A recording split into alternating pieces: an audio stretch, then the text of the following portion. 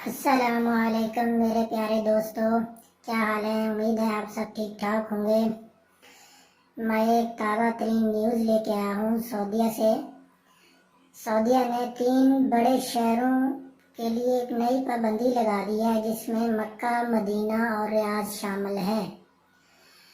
پہلے 21 دن کا کرفیو کا اعلان کیا گیا تھا، جس میں شام 7 بجے سے صبح 6 بجے تک کا ٹائم تھا، لیکن یہ آج اعلان کیا گیا ہے کہ کل بروز جمعرات 3 بجے سپہر سے صبح 6 بجے تک کا کرفیو ہوگا۔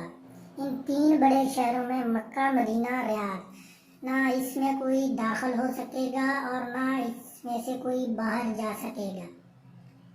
اوکے، نہ اندر داخل ہونے دیں گے نہ باہر جانے دیں گے۔ اس لیے آپ لوگ احتیاط کریں، جو آپ کے کام ہیں وہ کر لیں، کیونکہ جو اس شہر کے اندر بھی رہتے ہوئے وہ صبح 6 بجے سے 3 بجے تک ہی آ جا سکتے ہیں شہر کے اندر۔